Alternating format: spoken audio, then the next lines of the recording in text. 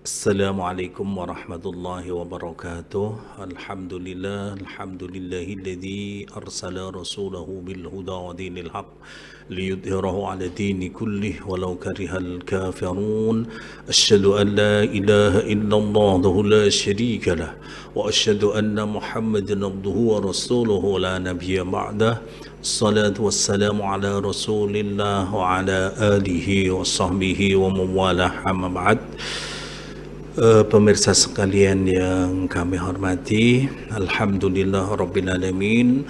Puji syukur kita haturkan kehadirat Allah Subhanahu wa Ta'ala atas segala limpahan rahmah, inayah, hidayah dan nikmahnya, sehingga pada kesempatan ini kita bersama-sama bisa bersama dalam kajian Ramadan yang diadakan oleh Kemenak Kabupaten Kulon Progo.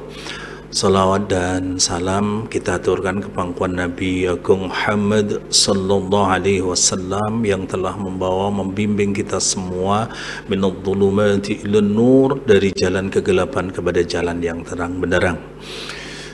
Para pemirsa semuanya yang kami hormati, pada bulan Ramadan umat Islam oleh Allah diwajibkan untuk melaksanakan puasa. Allah berfirman dalam Al-Quran surat Al-Baqarah ayat 183, firman Allah, a'udzu billahi minasyaitonir rajim, bismillahirrahmanirrahim, ya ayyuhalladzina amanu kutiba alaikumusiyam. Ya ayyuhalladzina amanu, wahai orang-orang yang beriman, kutiba diwajibkan, alaikum untukmu sekalian, asyamu puasa. Allah memanggil orang yang beriman untuk melaksanakan puasa. Bagi orang yang tidak beriman tentu tidak diperintahkan puasa, karena nanti bagi orang yang tidak beriman tentu pertanyaan di sana berbeda dengan orang yang beriman. Artinya kalau orang mengaku beriman itu Allah mewajibkan untuk puasa. Kama kutiba 'alal ladzina min qablikum, sebagaimana juga diwajibkan atas orang-orang sebelummu. Artinya puasa ini Allah perintahkan kepada umat sebelum Nabi kita, sejak Nabi Adam alaihi salam sampai Nabi kita Nabi Muhammad sallallahu alaihi wasallam. Bahkan untuk umat yang terdahulu itu rata-rata perintahnya itu lebih berat. Yang terdekat kepada Nabi kita adalah Nabi Isa alaihi salam. Nabi Isa itu umatnya diperintahkan puasa dalam 1 tahun, wajibnya 40 hari. Dan ada beberapa hukum yang berat yang dilaksanakan oleh kaum mereka. Satu contoh itu di umatnya Nabi Isa alaihi salam, itu dulu ketika puasa itu orang dilarang makan di malam hari setelah dia tertidur. Artinya kalau orang mau melaksanakan sahur itu dia harus 1 malam suntuk sampai sekitar 3:30 tanpa tertidur. Karena kalau sekali tertidur maka kemudian puasanya itu kemudian harus mengulang sampai besok lagi setelah ketemu maghrib. Dan yang kedua, di zaman Nabi Isa alaihi salam itu di malam hari orang yang sudah berkeluarga, bersuami istri juga dilarang melakukan hubungan suami istri. Dan itu kemudian oleh Allah di surat Al-Baqarah ayat 187 kemudian dinasah, dihapus perintah yang sebelumnya, karena ketika itu ada kejadian di zaman Nabi di mana ada seseorang yang kemudian malam hari itu melakukan hubungan suami istri. Bahkan salah satunya adalah Sayyidina Umar bin Khattab ketika beliau pulang dari sholat taraweh, sholat malam, lalu kemudian beliau tidur, dan ketika beliau tidur itu di sampingnya ada istrinya, dan kemudian kisahnya ketika itu terang bulan, dalam keadaan setelah disadar dan tidak, ketika dari tidur itu terbangun melihat istrinya itu tersingkap salah satu pahannya, kisahnya itu. Dan ketika kebetulan waktu itu adalah di bulan di malam bulan yang terang sehingga terlihat jelas, dan setengah sadar Sayyidina Umar kisahnya kemudian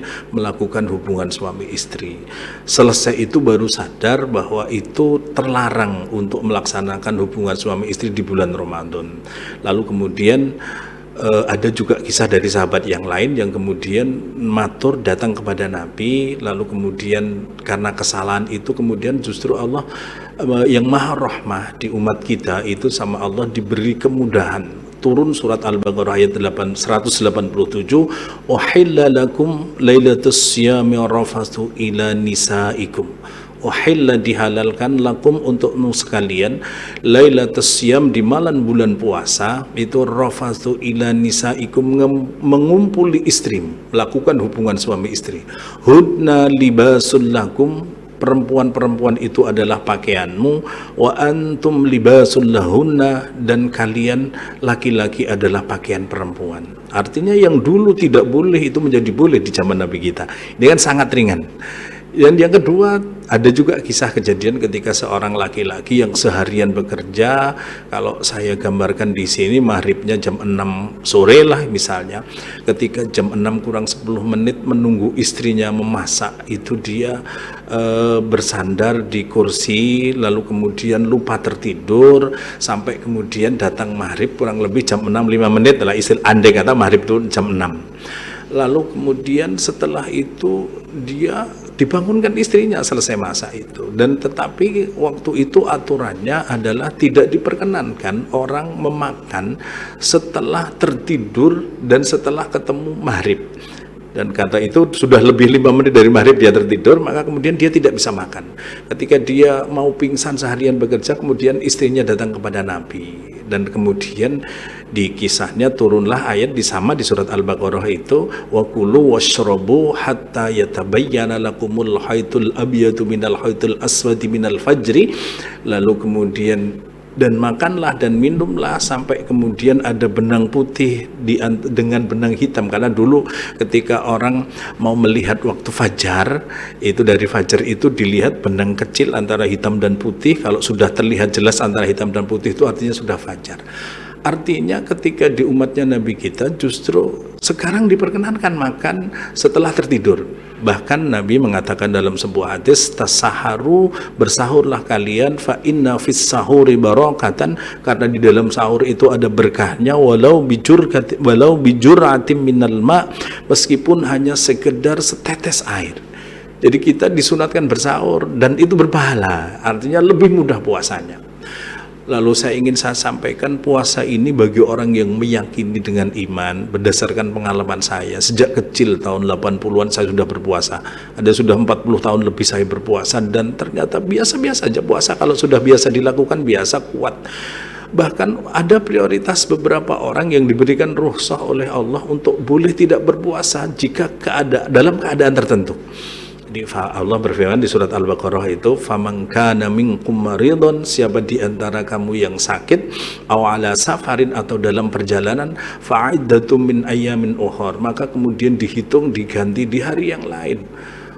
Jadi boleh bagi orang yang sakit, yang bepergian itu untuk tidak puasa. Dan kemudian di ayat itu meneruskan Allah mengatakan di surat Al-Baqarah itu, wa 'alal ladzina yutiqunahu fidyatun ta'amum miskin, dan bagi orang yang yutiquna, berat melaksanakan puasa, dia tidak kuat melaksanakan puasa, itu khususnya bagi orang yang jompo, sudah sepuh, muda 95 tahun dan sakit-sakitan, tidak makan 1 jam 2 jam itu gemetar, itu boleh nggak puasa dengan membayar fidyah. Atau yang kedua adalah orang yang sakit itu, yang susah diharapkan sembuhnya karena komplikasi berbagai hal, juga boleh tidak puasa meskipun mungkin umurnya belum jompo begitu, tapi dia sakitnya itu susah diharapkan sembuhnya, dan juga kapan mau bayarnya lagi, itu membayar fidyah dengan memberi makan orang miskin.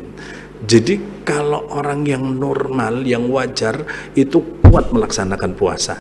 Saya beri gambaran, mohon maaf, saya melihat di kampung-kampung kami ini ada banyak orang yang umurnya 70 tahun, 75 tahun itu tetap puasa meskipun dia keadaannya sepuh. Bahkan kadang ya pilek batuk puasa. Tapi saya melihat orang yang secara fisik kuat, sehat, tapi kemudian tidak puasa itu banyak sekali. Nah, lihat di jalan-jalan, di beberapa orang itu, karena kekuatan iman itu yang menentukan. Nah, puasa ini endingnya di surat Al-Baqarah ayat 183 itu Allah mengatakan tadi kama kutiba 'alal ladzina min qablikum la'allakum tattaqun, supaya kamu sekalian dengan puasa itu menjadi orang yang bertakwa. Orang yang bertakwa ini dalam pandangan Allah, kalau kita baca di dalam Al-Quran di surat Al-Hujurat ayat 13, Allah berfirman, ya ayyuhan nasu, wahai manusia, inna khalaqnakum min dzakarin wa unsa. Inna, sesungguhnya aku Allah, kami Allah, khalaqnakum, telah menciptakanmu, min dzakarin, dari laki-laki, wa unsa, dan perempuan, wa ja'alnakum, dan aku menjadikan kamu sekalian syu'uban, as-sya'ab itu berbangsa-bangsa, wa qabaila, dan qabilah itu bersuku-suku, lita'arafu, untuk saling mengenal. Lalu Allah mengatakan, jadi Allah tidak membeda, Allah sengaja menciptakan manusia itu dari suku dan bangsa yang berbeda, beda kulit, beda warna, beda budaya. Tetapi kemudian Allah mengatakan di ayat itu, inna akramakum indallahi atqakum, yang paling mulia di sisi Allah yang paling takwa. Orang yang bertakwa ini Allah janjikan banyak hal. Kalau bagi kita orang yang beriman, Allah salah satunya di dalam surat Ali Imran atau Allah mengatakan wasari'u ila maghfiratin mir rabbikum, wasari'u, dan bersegeralah kalian semua ila maghfiratin, kepada maghfirah, ampunan Allah, wa jannatin arduhas samawati wal ard, dan cepat-cepatlah kamu ke surga Allah yang luasnya bumi langit. Saya sering bercerita tentang surga ini, mohon maaf. Surga ini besok luasnya tidak terhingga bagi umat yang masuk di dalamnya. Jadi kita nggak perlu berebut, luar biasa luasnya, seluas bumi langit. Kalau kita di dalam bumi dan langit itu, ketika bumi itu dibandingkan dengan salah satu galaksi saja, bumi itu ibarat hanya satu kepal dibanding dengan besarnya bumi ini. Itu padahal galaksi jumlahnya miliaran. Demikian juga di dalam galaksi itu ada miliaran bintang, dan rata-rata bintang itu 2 juta, 3 juta kali lipat lebih besarnya bumi. Artinya kalau luasnya bumi langit itu nggak usah berebut surga kita di sana.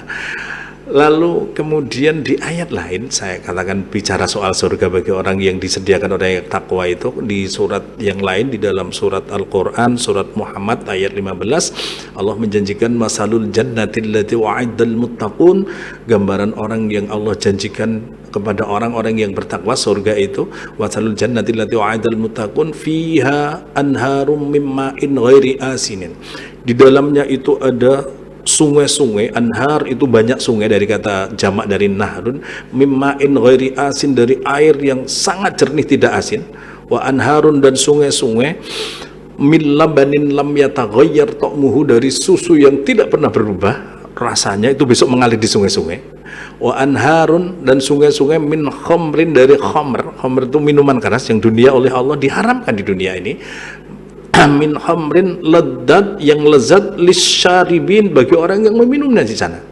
Jadi saya sering berguru kalau sama anak-anak muda itu, saya bilang besok kalau mau minum-minum khamr yang levelnya high class, saya pernah melihat di konten YouTube beberapa YouTuber itu bercerita tentang minuman keras. Saya cuma pengen lihat tahu aja, itu ternyata ada minuman keras itu yang mahal, harganya yang 700 juta, ada yang 19 juta, ada yang mahal betul, yang merek-merek tertentu, tapi dengan botol-botol yang tertentu, satu botolnya itu besok kalau kelas level itu mengalir di sungai, lebih hebat dari itu.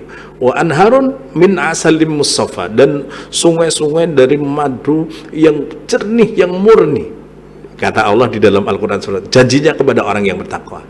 Lalu kemudian kalau saya bicara surga lagi, contoh kemudian ketika Allah menyebut ancaman orang yang tidak berpuasa dan berpuasa, Allah menyebut salah satunya ketika di dalam surat An-Nisa ayat 56, Allah mengatakan innal ladzina kafaru bi ayatina, sesungguhnya orang-orang yang kufur dengan ayat-ayat perintah kami, saufa nuslihim nara, mereka akan saya masukkan ke dalam neraka.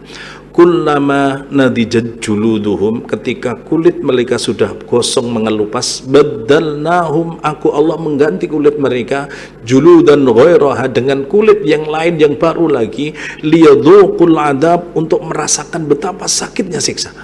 Di satu contoh di ayat ini surat An-Nisa ayat 56, orang yang di neraka itu sama Allah ketika sudah kulitnya kosong mengelupas, utuh lagi, mengelupas, utuh lagi, tidak henti.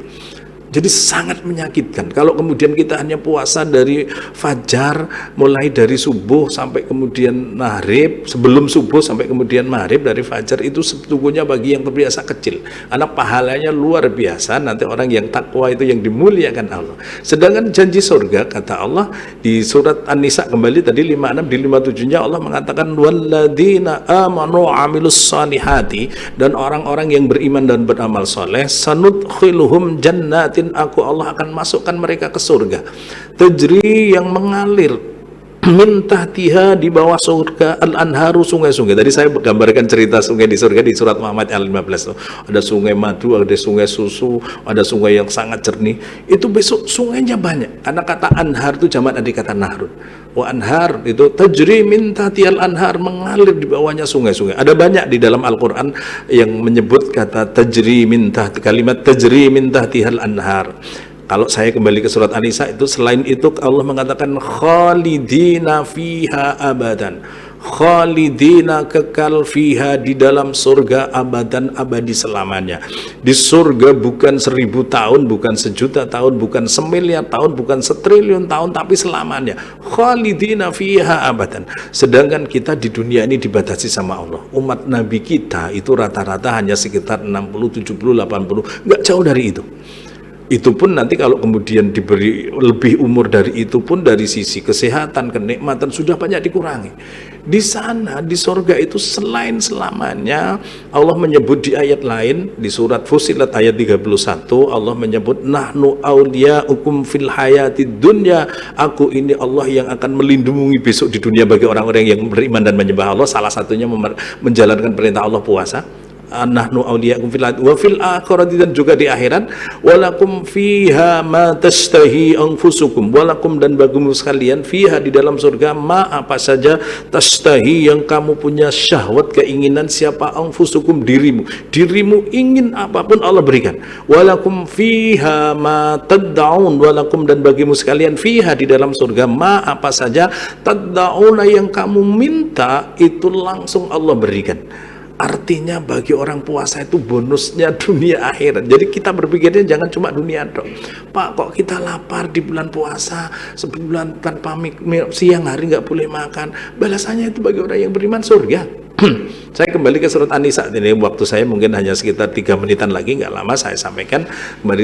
Khalidina fiha abadan lahum fiha azwajum mutahharah. Lahum, bagi orang di surga, fiha, di dalam surga, azwajun, pasangan-pasangan, mutahharatun, yang suci-suci, bidadari yang suci. Mohon maaf kalau untuk laki-laki, untuk perempuan ya ada pasangan-pasangan yang suci, yang menyenangkan, yang selalu muda, yang selalu bahagia, yang selalu membuat kita gairah, yang beda dengan di dunia. Saya kalau gambarkan karena waktunya pendek. Lalu Allah mengatakan lahum azwajum mutahharah wa nudkhiluhum dhillan dhalila, dan kemudian Allah memberikan kepada orang surga itu dhillan dhalila, naungan, keteduhan, kenyamanan yang luar biasa untuk selamanya. Dengan apapun yang kita minta disediakan. Nek cara wong Jawa ne sak dek sak nyet ono, itu surga. Maka dengan keyakinan ini, meskipun ketika bagi orang-orang sufi yang namanya kita melaksanakan ibadah itu bukan karena surga dan neraka, tapi itu salah satunya, karena itu yang saya bacakan ayat-ayat Al-Quran. Jadi kalau kita tertarik dengan surga dan takut dengan neraka, salah satunya puasa itu kita kerjakan itu menjadi ringan. Nggak seberapa. Kalau saya gambarkan ketika kita diminta kemudian ambil batu di Sungai Progo, kalau misalnya dari Wates ini perjalanannya mungkin sekian, tapi kemudian kita dibonus 1 triliun, nggak ada orang menolak. Bahkan kemudian hujan panas nggak ada yang menolak, tapi surga selamanya itu banyak yang menolak. Maka kemudian yakinlah dengan puasa kita menjadi orang yang bertakwa, yang Allah akan janjikan surga. Demikian dari saya, kurang lebihnya mohon maaf. Semoga apa yang saya sampaikan ada manfaatnya. Terima kasih. Assalamualaikum warahmatullahi wabarakatuh.